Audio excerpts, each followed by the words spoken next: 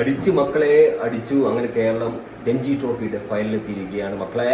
അപ്പോൾ നമ്മുടെ പിള്ളേർ സ്ട്രോങ് ആയിട്ട് തന്നെ കപ്പ് നേടാൻ വേണ്ടി ഫൈനലിലേക്ക് കയറിയിട്ടുണ്ട്. അപ്പോൾ നിങ്ങൾക്കറിയാം, നിങ്ങളെപ്പോലെ തന്നെ ഞാനും വളരെ എക്സൈറ്റ്മെൻറ്റോട് കൂടി കാത്തിരുന്നതാണ് കേരളത്തിൻ്റെ ഫൈനൽ പ്രവേശനം. കേരളം ക്വാർട്ടറിൽ ജമ്മു കാശ്മീരിനെ അടിച്ച സമയത്ത് തന്നെ ഞാൻ നോക്കി നിന്നതാണ്. ജമ്മു കാശ്മീരിനെ അടിച്ചു. അങ്ങനെ സെമിയിലെത്തി. സെമിയിൽ ഗുജറാത്തിന് അവരുടെ തട്ടകത്ത് പോയിട്ട് പിള്ളേരെന്താക്കി അടിച്ച് അണ്ണാക്കിട്ട് കൊടുത്തിട്ടുണ്ട്. ഫസ്റ്റ് ഇന്നിങ്സിൽ കേരളം 457 റൺ എടുത്തപ്പോൾ തന്നെ ഞാൻ വിചാരിച്ചിട്ടുണ്ട്. പിന്നെ വേറൊരു കാര്യം പറയാനുള്ളത്, ഗുജറാത്ത് ശക്തമായിട്ട് തന്നെ തിരിച്ചടിച്ചിട്ടുണ്ടായിരുന്നു. നല്ല ഭാഗ്യം കേരളത്തിനുണ്ട്.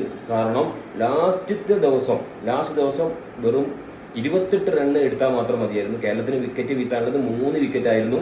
പക്ഷെ ഞാൻ കളി കയ്യിൽ നിന്ന് പോയി എന്ന് വിചാരിച്ചേട്ടോ. രാവിലെ ഞാൻ നോക്കിയിട്ടില്ല. എൻ്റെ ഒരു സുഹൃത്ത് ഫോൺ വിളിച്ച് പറഞ്ഞു, മോനെ കേരളം ഫൈനലിൽ കയറാൻ പോവുകയാണ്, 2 റൺസിൻ്റെ ലീഡ് കിട്ടിയെന്ന് പറഞ്ഞു. അത് കേട്ടപ്പോൾ മക്കളെ ഭയങ്കര സന്തോഷമുണ്ട്. കാരണം എന്താ വെച്ചാൽ, ഒരു സ്പോർട്സ് പ്രേമി എന്ന നിലയിൽ, ഞാൻ ക്രിക്കറ്റ് അങ്ങനെ കളിക്കുന്ന ആളൊന്നുമല്ല, ഞാൻ ഫുട്ബോളാണ് കളിക്കാറ്. പക്ഷേ ഒരു സ്പോർട്സ് പ്രേമി എന്ന നിലയിൽ എനിക്ക് ഭയങ്കര സന്തോഷം. കാരണം 74 വർഷത്തിന് ശേഷമാണ് കേരളം രഞ്ജി ട്രോഫിയുടെ ഫൈനലിലേക്ക് എത്തുന്നത്. ആദ്യമായിട്ട് ഫൈനലെത്തുന്നത്. ഇതിന് മുന്നേ 2 തവണയായിരുന്നു കേരളം സെമിയിലെത്തിയിരുന്നത്. സെമിയിൽ തോറ്റതാണ്.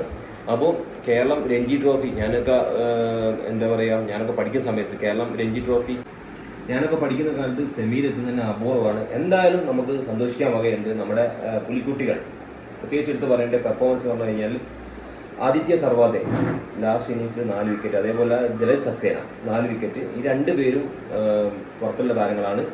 അപ്പോൾ അതേപോലെ തന്നെ നമ്മുടെ ചെക്കൻ മുഹമ്മദ് അസറുദ്ദീൻ ഫസ്റ്റ് ഇന്നിങ്സിൽ 179 റൺസാണ് എടുത്തത് കേരളത്തിന് വേണ്ടി. അതേപോലെ സൽമാൻ നിസാർ, അങ്ങനെ ഒരുപാട് ആൾക്കാർ, രോഹൻ കുന്നുമൽ, അതേപോലെ സച്ചിൻ ബേബി ഫസ്റ്റ് ഇന്നിങ്സിൽ 50. അങ്ങനെ ഒത്തൊരുമിച്ചിട്ട് നമ്മൾ എന്ത് ചെയ്യുന്നത്, നമ്മൾ നന്നായിട്ട് കളിച്ചത് കൊണ്ട് മാത്രമാണ് നമുക്ക് ഫൈനലിലേക്ക് എത്തിയത്. എല്ലാ യോഗ്യതയും നമുക്ക് കപ്പടിക്കാനുണ്ട്. അപ്പോൾ മക്കളെ കപ്പടിച്ചിട്ട് മാത്രം വന്നാൽ മതി. അപ്പോൾ ഓക്കെ.